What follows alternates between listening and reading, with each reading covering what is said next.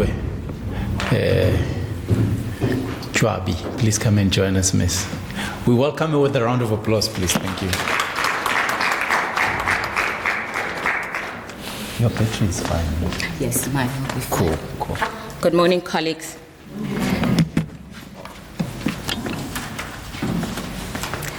I'm representing Commission number 4, and our role was to address what the role of the TVET sector would be in the 4IR period. Now, that was our main question. Our sub-question that we chose to consider in responding to our task is how do we create an enabling environment to foster innovation and economic transformation for the Northern Cape. So we looked at the Northern Cape's provincial growth and development strategy in responding to what role TVET would play for the Northern Cape province. And in relation to 4IR, we considered which jobs could possibly be shared in the province as the result of 4IR, which jobs could possibly change in different sectors of the economy in the province, and which jobs will emerge. So we're not sure yet of all the jobs that will emerge, but all of the above have skills development implications embedded in them. So we said our role is clear, as outlined in the white paper for jobs post-school education and training, but however we need a bit of flexibility as we navigate through 4IR. So in the TVET sector, all of the TVET training stakeholders would need to play a role, but a role that is specific to the needs of the Northern Cape province. Our concern was the absence of a representative from the Community College of the Northern Cape, because other areas of TVET for the province touch specifically on what they need to do or what they are currently doing. So we didn't have them in our session or the seminar. Another critical partner for TVET we identified as the Department of Basic Education as the people who are feeders into the TVET sector. So those are the people that we felt needed to also be included when we are discussing TVET. Recommendations specifically for Department of Basic Education and why we think they should be included in the TVET debate is for the need to strengthen maths and science in basic education, because the province is at a disadvantage in that many of their scholars opt for maths literacy instead of pure maths, and that disadvantages them from taking up academic qualifications and succeeding in academic qualifications when they do take them up. And the universities in the province don't have bridging courses, so we cannot say that we'll assist them with bridging courses. And then the second area that we needed to respond to was how we would develop young people, young rural people who do not possess a grade 12 in the province. Now, we said, yes, we've got a whole host of TVET stakeholders, TVET colleges, community colleges, CETAs, and NGOs. I'll touch on NGOs. But we've said this pool of TVET people without grade 12 is about to increase if the debate that the Basic Education Minister is currently having about considering grade 9 as the first exit level in basic education. So we'll be presented with a bigger pool of such people. So we need innovative ways of addressing the vast needs of these people. And community colleges could play a critical role in this space because they are in the communities and maybe we need more advocacy around community colleges, and obviously the TVET sector is taking up all of the work, but also we've identified that with this pool of people who will have exited at grade 9, CETA interventions also need to be offered at lower NQF levels, from NQF level 3 to NQF level 5. You know, maybe there will be a bigger uptake in those NQF levels as a result of the grade 9 exit level if it becomes official. The role of NGOs and how we brought them into the debate was sparked by last night's indigenous dance performance by the young people. To say NGOs actually have a critical role to play in the PSET sector, or well, across the education sector, because those kids who performed yesterday, we're not sure whether they are from an organized structure. We acknowledge the efforts that that structure is playing in that community by removing kids from the street and engaging them in cultural activities and enriching their heritage by allowing them to practice indigenous dances of the province. So such structures can be used in PSET as well, to say perhaps there needs to be more collaborations with CETAs to bring opportunities to the communities if we are saying we want to address the issue of access to opportunities. We cannot continue to concentrate our opportunities to the urban sort of areas when there are these people that could also be capacitated within skills development and good role players. And then another focus would be for Kimberley, for the Northern Cape would be SMME development. More SMME development opportunities for young people to start running middle spaza shops, start running small catering companies for economic participation in the province. And then our next question was, how do we reskill our rural community and what form of curriculum would be required for such? Would it be a TVET, would it be TVET curriculum, university curriculum? And here we said our biggest role player here, or our biggest limitation is perhaps the DHET, because this PSET sector space is highly regulated, very embedded in legislation, so you find that there's very little legroom to custom make specific interventions for specific communities. And we are saying, as the Northern Cape PSET sector, that the specific things that the Northern Cape needs that work in Gauteng but will not work here. So if we're given a little bit of leeway within the 4IR, as we are fixing the jet while we are flying it, we need a lot of curriculum transformation in consultation with stakeholders on an ongoing basis.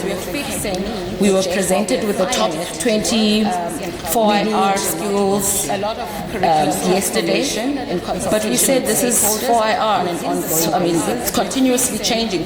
What's relevant for 2020 might not be relevant for 2025. So we need that flexibility to fix and review and update curriculum as we go along. So our biggest partner there would be the DHET.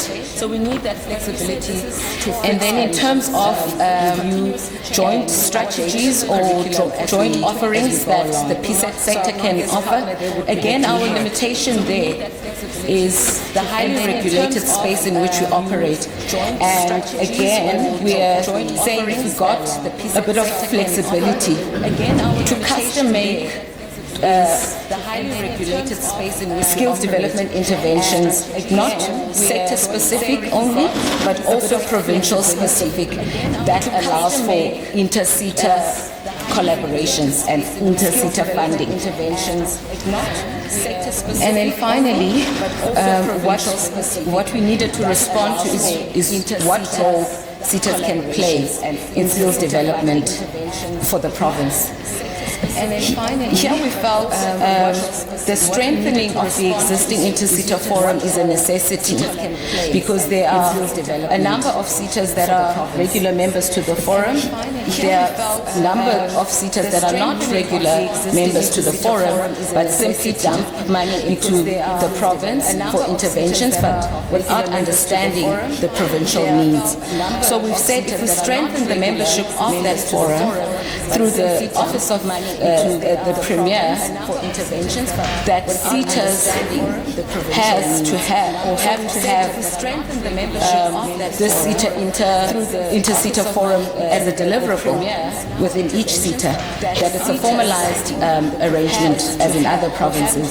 And then in this way, we're able to sit as a PSET sector for the province and identify skills needs for the province, and possibly as the PSET forum formulate different skills offerings or what we think might work for the province, with the province and in the province.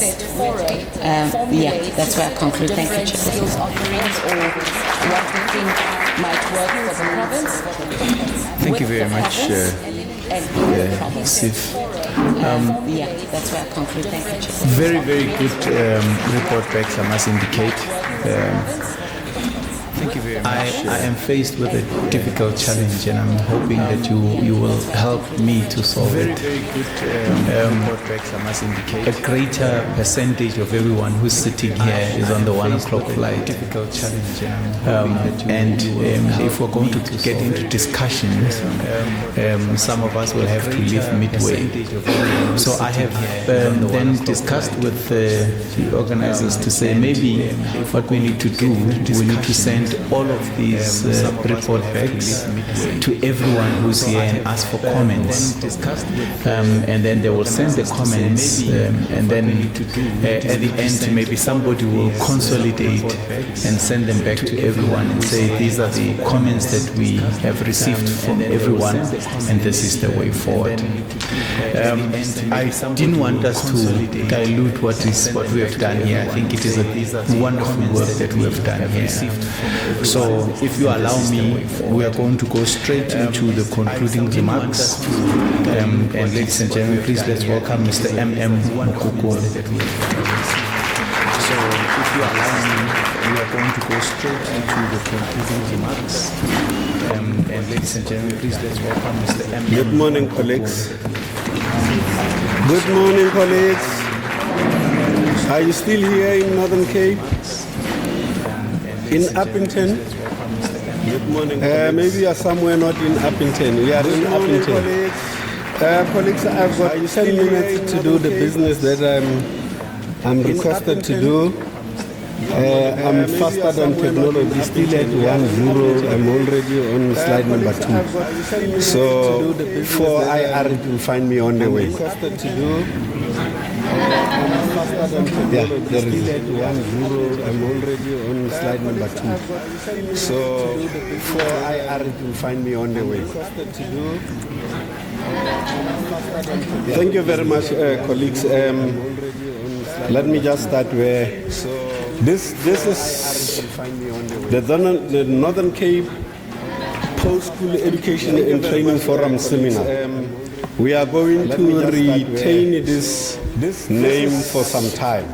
For the coming 5 years, that is our projection, and we'll go by it. Just to remind you, those who've got this was the purpose of this week's seminar. I'm not going to go through it. Just to remind you that what we wanted to do, it was mainly on discussions against the backdrop of the Fourth Industrial Revolution. And then also to make awareness. And it was also to look at to produce resolutions and recommendations. That is, it was very important. And I think if we look at this purpose of the seminar, we have achieved it. It might not be 100%, but I think it's 90+%. We have achieved what we wanted to do today.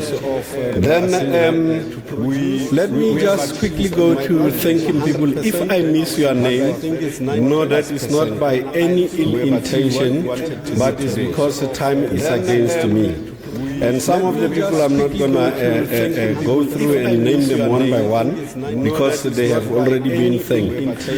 The Northern Cape Rural TVET College here in Upington, thank you very much for hosting us. We really appreciate it. I've enjoyed the fresh wind of Northern Cape. Every day, 5 o'clock, I was running over the river, jogging a few kilometers and back. And I can tell you that I've opened my lungs and I'm going to take all the air away back to Rustenburg. Let me thank also the principal of the college, Mr. Sego. We started long ago with him for hosting us and welcoming us here. I'm not going to mention what he said. Let me also, in absentia, but Mr. Khale is here, thank the Premier, Honorable Premier, Dr. Zamani Sol, for coming and gracing this occasion. But I just want to say that as you pass our thank you, I'm always taken by surprise when politicians have got vested interest in education. And I think we can count this premier amongst those who've got vested interest in education. And let's give him a round of interest in education. And I think we can count this premier. Let me also thank the speakers. I'm not going to mention them. They are on the board there. And I've just summarized shortly what they've reminded us, but they've already done it this morning. All the speakers, especially those who gave us their professional papers, professional academic papers on the first day. That was mind-boggling. That was mind-especially, and they really kept us on our toes. I was looking around as they were doing their presentation to try to see who are the people who are sitting in cabinet. Those who are sitting in cabinet, most of the time they think very hard with their eyes closed. They are not sleeping there. So nobody was thinking with his eyes closed yesterday. All of us were thinking with our eyes open. Let us give all the speakers a round of applause. They are not sleeping there. So nobody was thinking with his eyes closed. The gala dinner. Hey, you people from Northern Cape, if we go back and we find that we no longer fit into our old ropes, please, we'll send the bill down to you because you overfed us. Thank you very much. Let's give them a round of applause for all what they have done. And the speakers who spoke on that particular day, especially the mayor, citizen number one of the city, gracing the occasion and coming and welcome us. Let's give them speakers of applause for them. I just want to also want you to take note of this, what do you call it, web page, I just want to also write it down, take a picture of it, but also when you look at your website, set it back, those who are techno-savvy more than I am. This is where, and I would like all those presentations to be sent here. You'll find there, when you go there, a link that says communication. When you click on it, then it gives you an email address. Send those things there so that you immediately, when you get, maybe you want to polish them, Mr. Mgaga, maybe you want to polish them. Then after you've polished them, let's say the latest by Monday, send them so that we can be able to start to work on them and the questions also send them to the discussions, the omissions, the things that you wanted to say, send them there so that we can be able to do that. Before I step off here, I would like to also to thank Mr. Jerry Khale, who presided over this session now. It was very tough. The last session of the conference, all of a sudden the flights are idling and they are on gear number 1. I don't know how many gears are there in the flights, but they are idling and people want to go. In the meantime, can I ask the organizing committee of this seminar to come to the front? And I think they're just going to take 5 seconds they'll be here. All members of the committee. In the meantime, can I ask the Mrs. Lowe, Mrs. Basson, and I think come please, come. Don't be shy. You have done a wonderful. As they are coming here, maybe if you give them round of applause, then they will be kept up and they will come very quickly.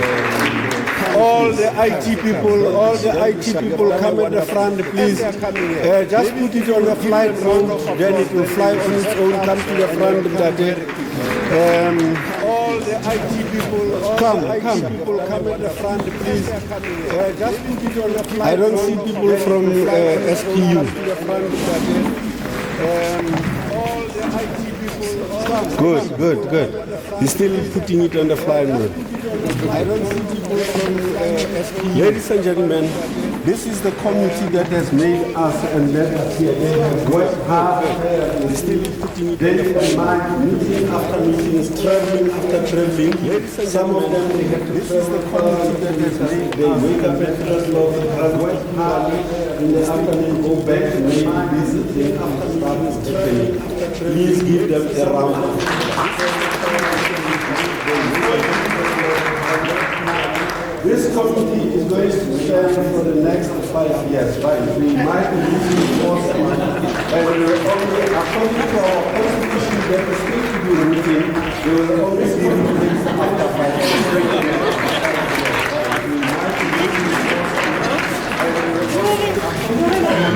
That is how we influence constitution and policies, by being proactive. Colleagues, from my side, as the person who was in charge of this, who started this together with Mr. Korombi. Mr. Korombi had a big dream, and you should see that today he was very tired. I would like also to thank him for his big dreams of the fourth industrial revolution, and saying that we cannot keep on talking about other things and we forget about fourth industrial revolution. Based on that, this committee, after receiving all your inputs and recommendations, they will work the topic for the next seminar. I don't know how it will come out to be, but it will be in task them with the topic. If you've got a proposal of how we should reshape the topic going forward, please send it to this seminar so that they can consider it. Another thing that I want to say is that this committee must produce a report within 30 working days. That is the deadline that you have set for them. Within 30 days they will produce a report, and that report, it will be presented at a meeting that is going to be held and hosted by Solplaki University and in Kimberley. I'm not just dictating to them, they've already said we want to be part of that.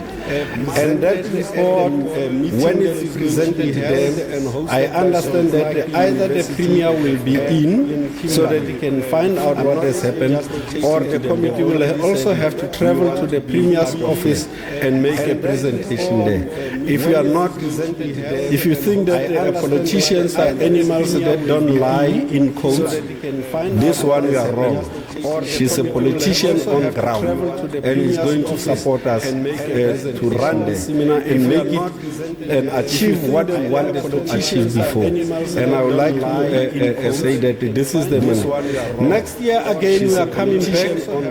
It will be during this time. I think is the most suitable time. It's not so cold, it's not so hot, it's not so windy. Although yesterday just welcomed us a little bit, but I think this is. So in your budget for next year, we are coming back here so that we can have another seminar. We have had recommendations, open up the seminar.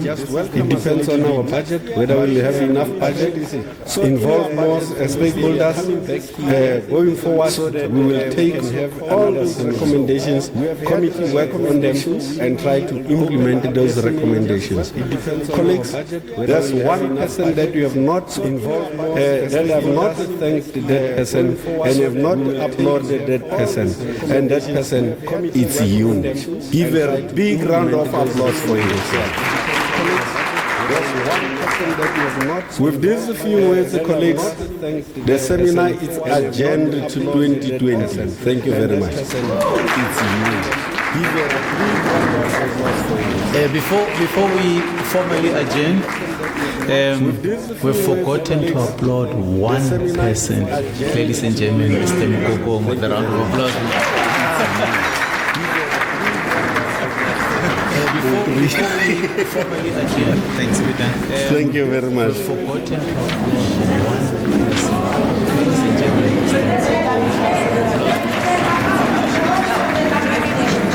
aren't you still the same place, no? Sorry. Thanks, Peter.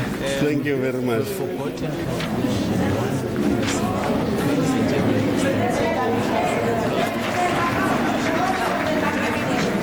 aren't you still the same place, no?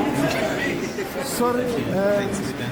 Thank you very much. Forgotten to applaud one person. Ladies and gentlemen,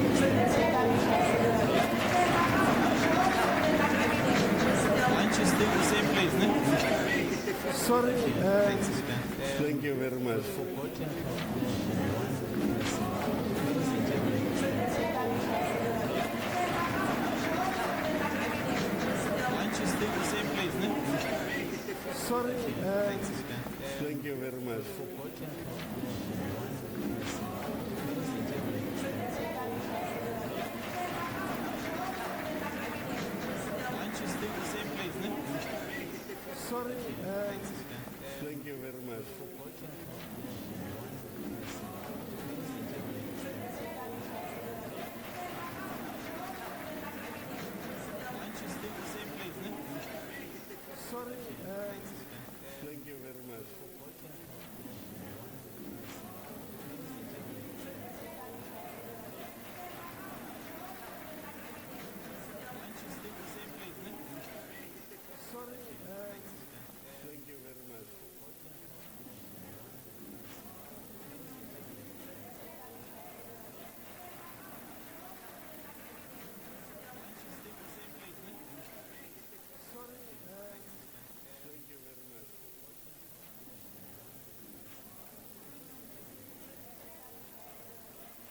Ngiyayidlula umsebenzi wethu siyawubona mawungaqhubeka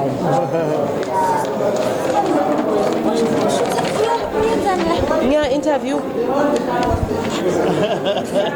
I'm not the right person right now. Interview, shooting nomkhaya wami, yes. Oh, okay, no problem. Are we ready? Okay.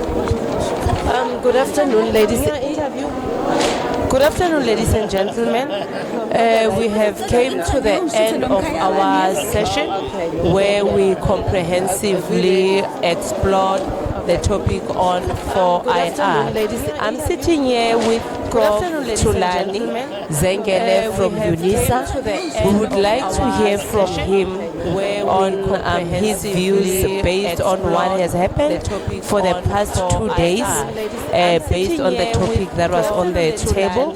We would like to find out from him his views about the whole session, and if the expectations and the concerns that are related to 4IR were addressed, and just the basic view of the whole session.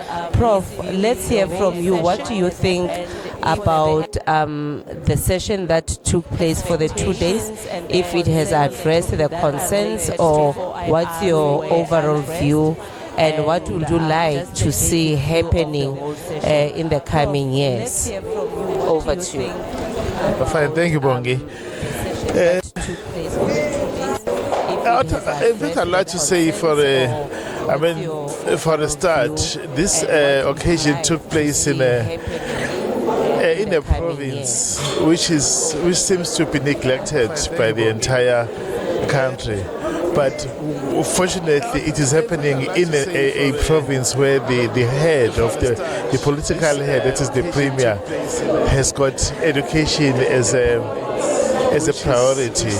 Yes, in this. And the nature of the presentations by the various guests at this occasion has inspired so many of us as participants here, because we have set up now the plans now. For example, on the non-renewable energy plan, a project has been set up with time frames in terms of involving the community with the support of government, industry, and the private sector, and the CETA, energy, I don't know what else, but to set the ball in motion and also get the project on how we can make a renewable energy work in this province for the benefit of all. So we hope that through this initiative, which has been set by the province together with UNISA Midlands region, before we meet by next year at this time, something will have been achieved, because we have set up, it has just brought up commitment on the part of all stakeholders. I think it is the beginning of success. Thank you very much, Prof. Do you think we as a PSET sector, will we be able to deliver up to the standards of preparing our students for 4IR in future based on our current education system, or would you like to recommend, or do you have some recommendations on how to go about that one? I think with the current resources that we have here, we have got two major universities that are in place as part of this initiative. We've got Salt Lake University, we've got UNISA, and the pairing up just going to help us with preparing all the stakeholders, our learners here, to be ready for this, because we are already involved in other community projects here. And two, I think the skills that we have here, we've got qualified academics, we've got qualified technicians who are ready to work from the private sector. As long as they are engaged properly, we will just see the way forward. Thank you very much for your time, Professor. It looks like South Africa is getting ready for this 4IR, and we are accepting this concept with positive attitude, as if we do that, there's a hope that we will achieve the whatever that 4IR is bringing in our country. Thank you for your time, Prof, and enjoy your day and your flight.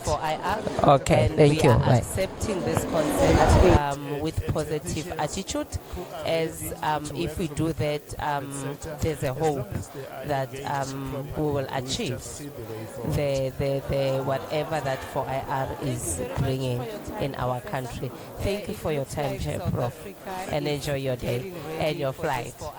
Okay, thank you. Bye. Accepting this concept with positive attitude, as if we do that, there's a hope that we will achieve the whatever that 4IR is bringing in. Thank you for your time, Prof, and enjoy.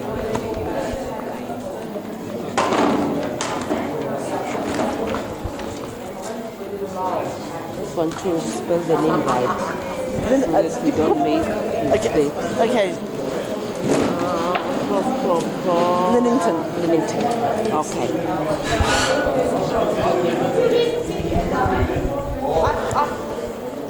Your first name or your? Bongi. Yes. Bongile. Yes, Bongile. Lillington. Media.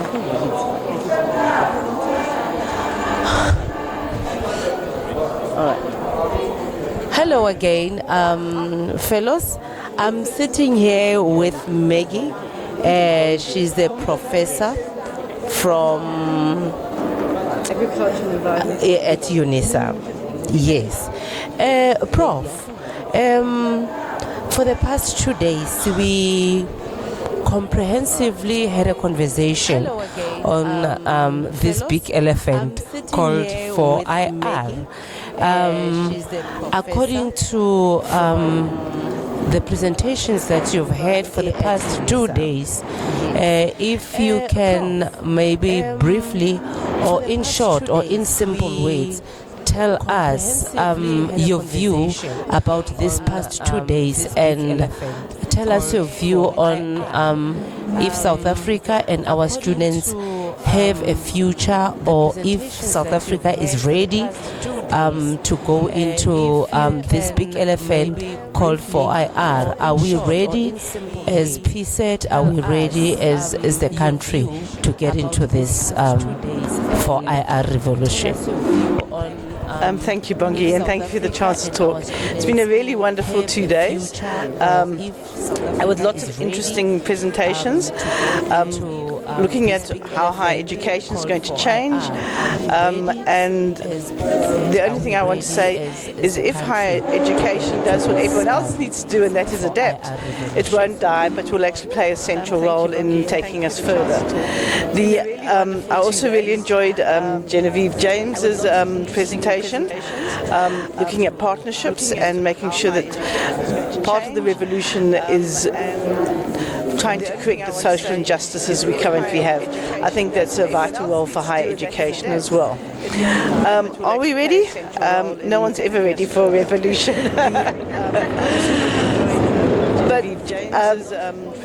But to be ready for a revolution, you actually have to be ready to change. So if you want to be ready, then you must say, yes, we're ready to change.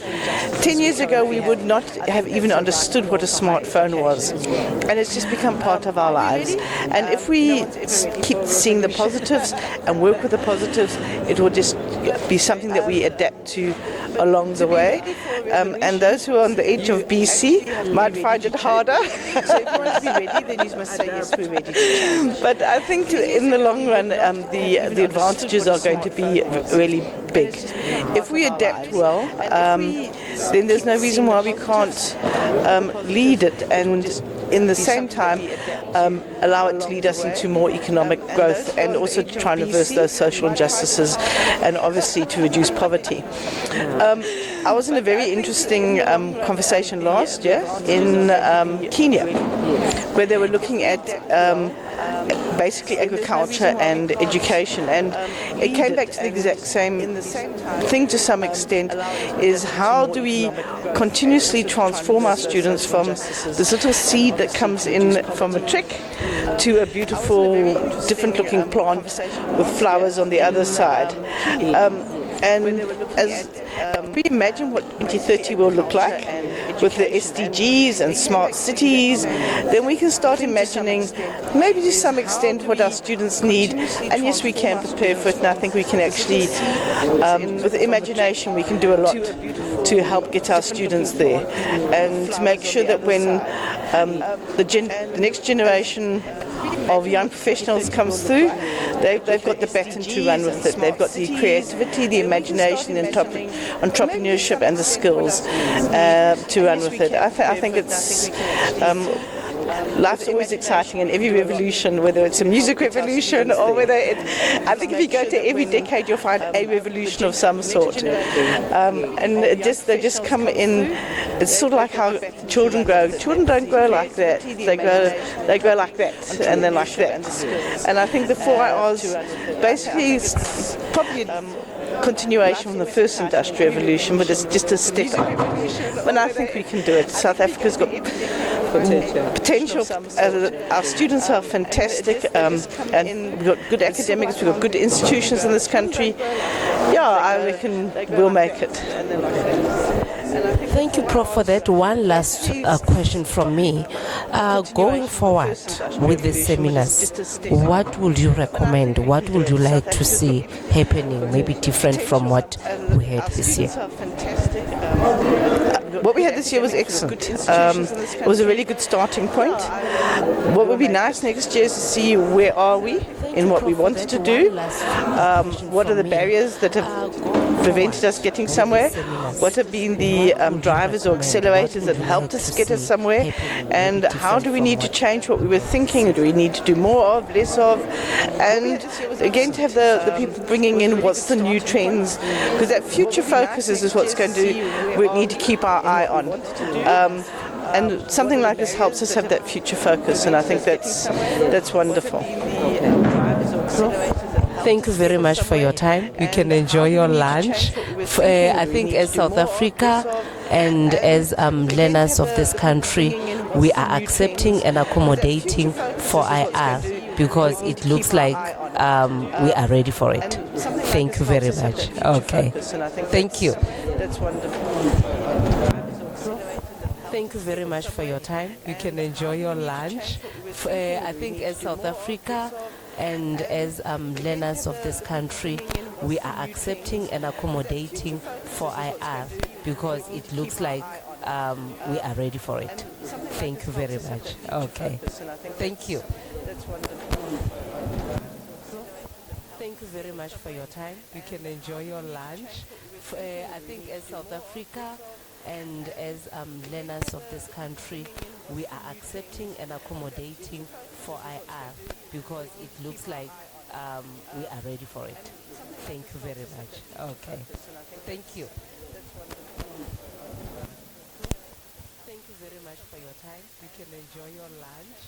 I think as South Africa and as learners of this country, we are accepting and accommodating for IR because it looks like we are ready for it. Thank you very much. Okay. Thank you. Thank you very much for your time. You can enjoy. Hi guys, I'm sitting here with a very beautiful lady by the name of Ntombi.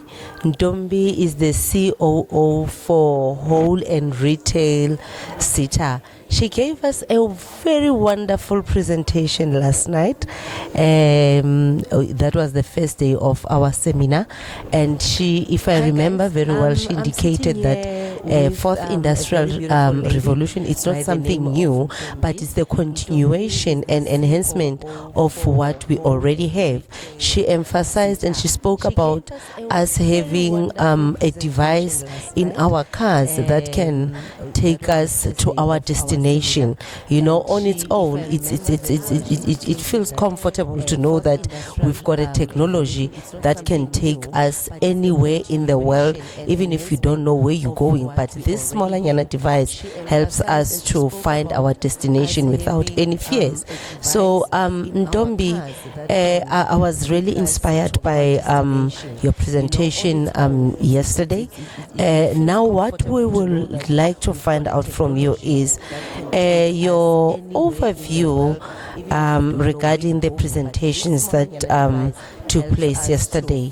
The overall overview of this fourth industrial revolution. What is your view after the conversations that we had with different speakers and the audiences in the floor? Do you think this country is ready to engage in the 4IR? Do you think our PSET is ready to get into the industry and also the country? What's your view on 4IR? I think this was a very good engagement with strategic people and the brains in the room to really, specifically for this province, to say let's position the province and let's drive, let's be central to really, I mean, it's no longer a question of are we ready for 4IR, what is going to happen. It's a matter of how do we get on, embrace it and move forward. So the engagements in this seminar has really been focused and ensuring that we put proper plans in place and with collaborations and relevant partnerships to ensure that the young people out there that are really left out, either they didn't finish the basic education level or they are actually graduates but they cannot even find a job. So our problems really are massive, especially when it comes to young people, and we cannot have these discussions and leave them outside. So overall, it's a start. It's a good start, and we now need to get to a phase of implementation of all these proposals that we've come up with, of all these ideas that we've come up with, and ensure that they are effectively implemented. There's funding behind it, there's research behind it, so that we can map out on how we really are going to take this, specifically this province forward in terms of 4IR workplace. Okay. Thank you for that. The second question for me, the concerns around this 4IR concept is job losses. People, the fear is that they think the 4IR technology will take their jobs. How can we help in this space? How can we help the community in terms of ensuring or guaranteeing them that technology is here to enhance but not to take away what we have? I think there's a fair amount of anxiety within the community, and it is expectable. It is understandable. That's what happened when you engage in change. I mean, we need to change management process where we can take the people through. At the end of the day, these machines, these interconnectivities, they are set up and built by people. So we really need to make sure that whatever skills that we had in the last 10 years, we need to revisit those skills.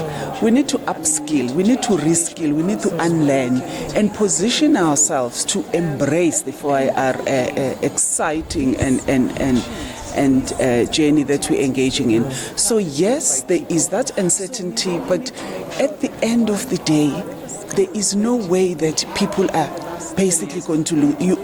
Your job can be challenged if you're just sitting back and doing nothing about it. There is infrastructure that's coming up, there's high technology that's coming up, there's internet, our government is actually accessing our people with all sorts of connectivities and stuff. Young people need to think differently, need to position differently. Even at a curriculum level, we need to think differently on how we can all collaborate within the 4IR space, and at the end of the day, enhancing both the productivity using the 4IR and our creative space to ensure that we improve on performance, on delivery and services. So yes, the anxiety is there, and I think it is understandable, but people must now stop, reflect, and say, how do I position myself to enhance the exciting space that we're entering into? That will be the kind of support that as WNR SETA or as SETAs, we also have a challenge to ensure that the skills that we're rolling up for unemployed people are aligned to 4IR, are e-learning driven. They understand that at the end of the day, you don't have to be physically seeing people on their seat to confirm that they're doing this particular training. We need to ensure that every single person, be it employed or unemployed young person, he or she's got a phone. He or she's connected, and we need to enhance. Already that space is there, so we need to enhance it and build on it and ensure that people can actually create their own jobs. They can actually work from wherever they are. They actually have the right skills to position themselves to develop within the space of interconnectivity. It is exciting, it is scary, but we have no choice. This is a start for us to get on the train and get things done. Thank you very much, Ntombi. Creative thinking is the way to go.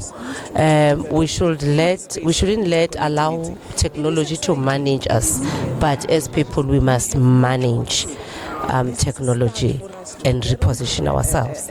The last one, very last one for me, this kind of dialogues or seminars, we don't want them to end up as just one of those that we just sit and talk about things. What would you like to see happening? Maybe different from what we have done. This was a starting point for us. But if you have to recommend, or if you have to come up with maybe something that we can do to make sure that the things that we're talking about, they get implemented, we see the impact of having such seminars. What would you like to see maybe happening or going forward with these kinds of seminars?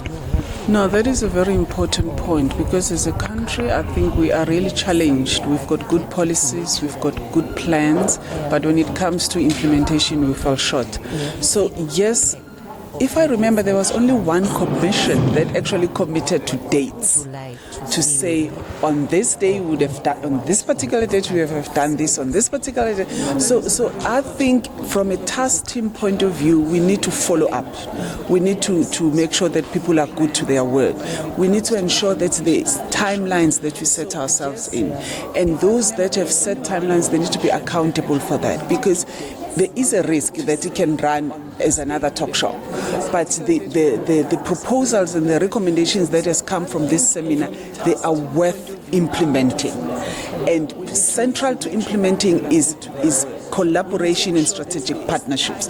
So the task team must ensure that they pull all these partners together and map and do the milestone and say, on this day next year, we're going to come back and we should be at 50% or 60% for our implementation, and hold people to account. So that's the only way we can make sure that we whatever plans and agreements and recommendations that we've done are becoming fruitful in terms of implementation. So leadership is key in this one, to actually drive and ensure that we implement our commitments. Yeah. Leadership is key, and accountability. Time frame is very important. Let's treat these seminars as projects so that we commit to time frames and deadlines. That is the way to go. If South Africa, we adopt that kind of approach, we will achieve a lot of things. Thank you very much, Ntombi, for your time. Thank you. We really appreciate. We need people like you to take South Africa somewhere. Thank you very much. Time frames and deadlines. That is the way to go. If South Africa, we adopt that kind of approach, we will achieve a lot of things. Thank you very much, Ntombi, for your time. Thank you. We really appreciate.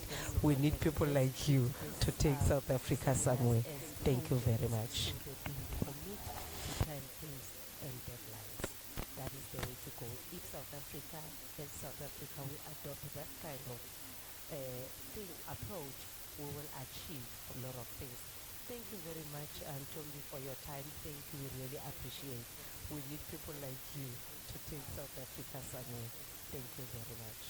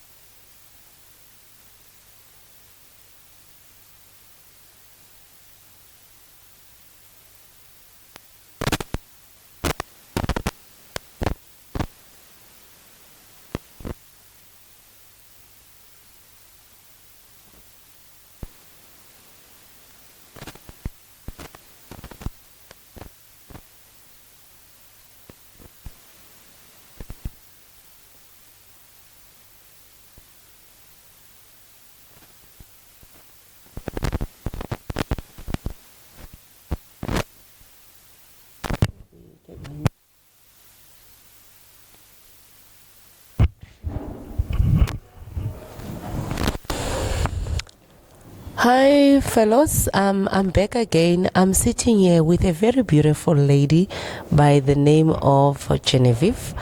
She's from UNISA, Department of Community Engagement. This lady, I must say, she was brilliant with her presentation. She made us to think out of the box. She made us to stand on our toes and think bigger, not smaller.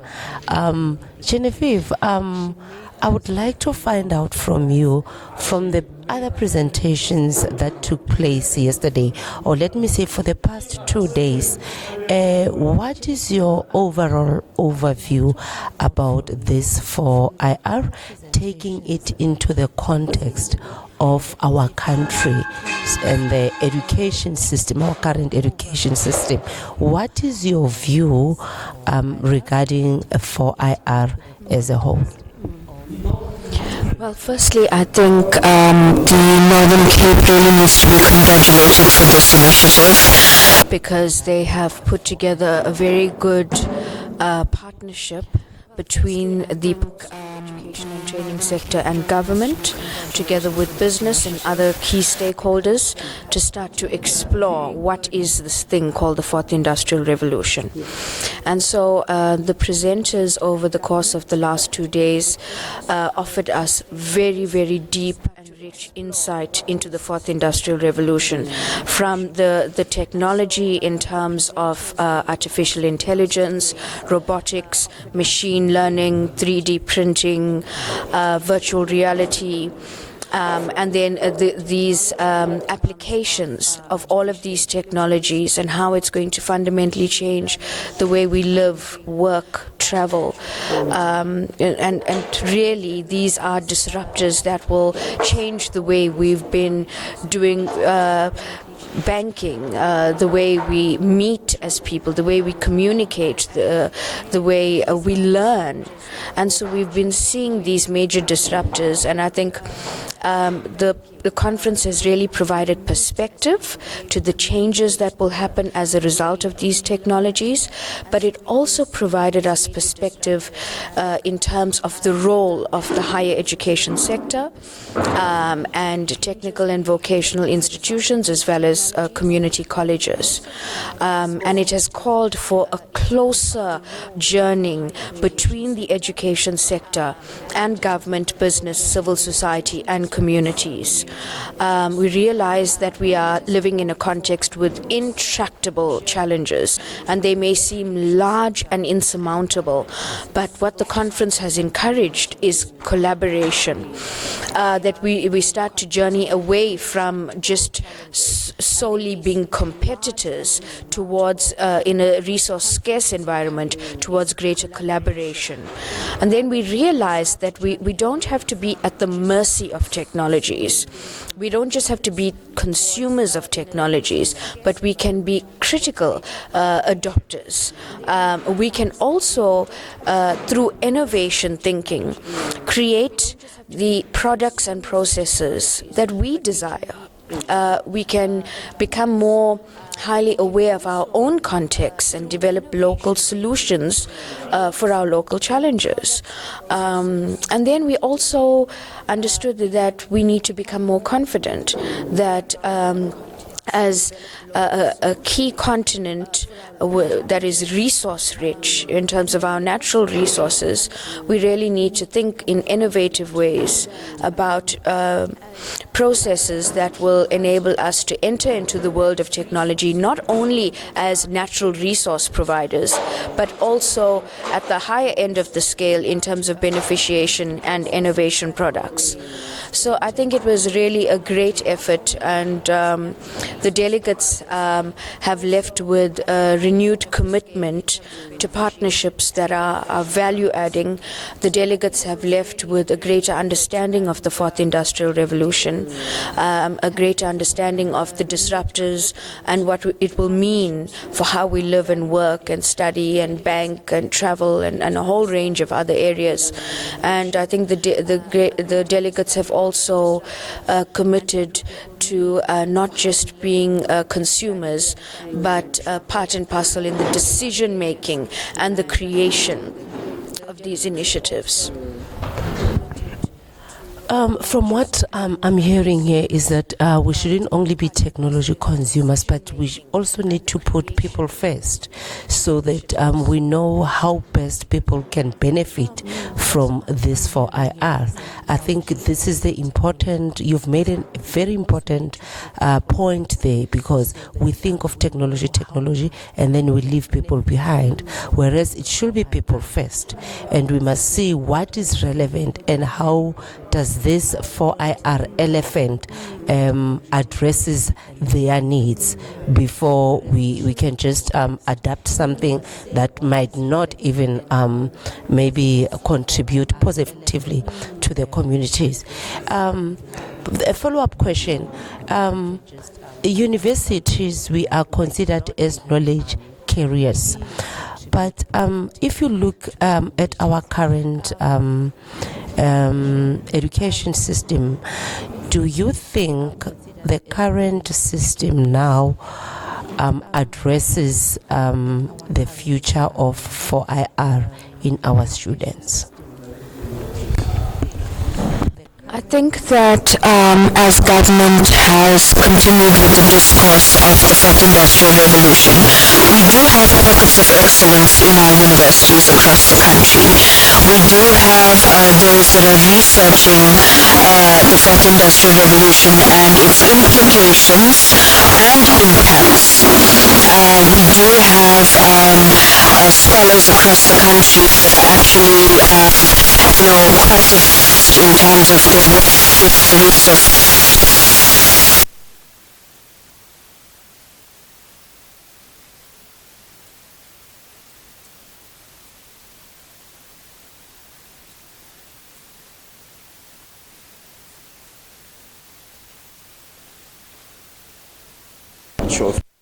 Oh dear.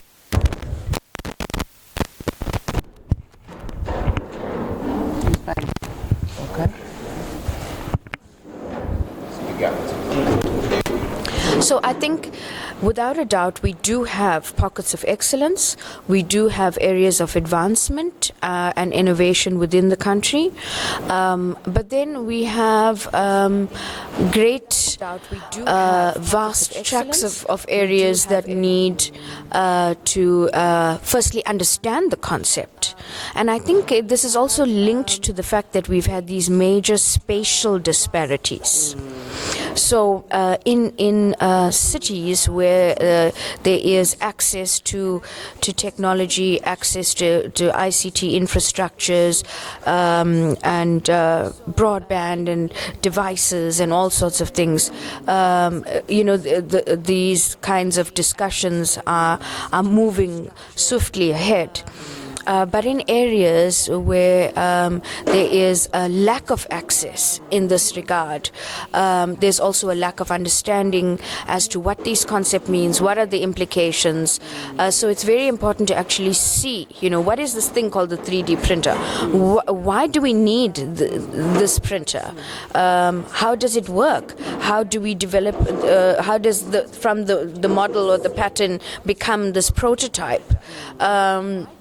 What does it mean, to take something from our imagination and to create something, or to create a prototype? So people who are in areas without access to these types of technologies can only just imagine. And then we have this huge problem where there's a lack of access even to the internet. Data costs are far too high in our country, and this really marginalizes a huge percentage of our population. And so these are the things that we need to put our minds and apply our minds to deal with these injustices in access. And I think universities are critical in this debate.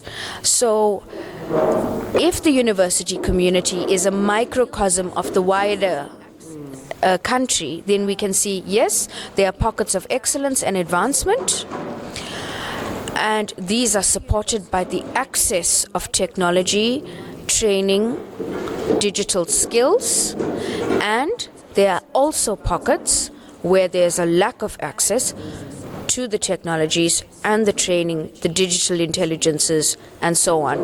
And very often, this disparity is rooted in the legacy disparities in our country. Wow, that was a powerful statement that you've made there. Going forward, We just don't want to have these conferences as a TVET or one of those that we call a nice to have. What would you like to see happening to make sure that what was discussed today gets implemented so that we don't just meet in this kind of a fashion and then we talk and then we go home and then next year we come, we talk and then we go home and then there is no change.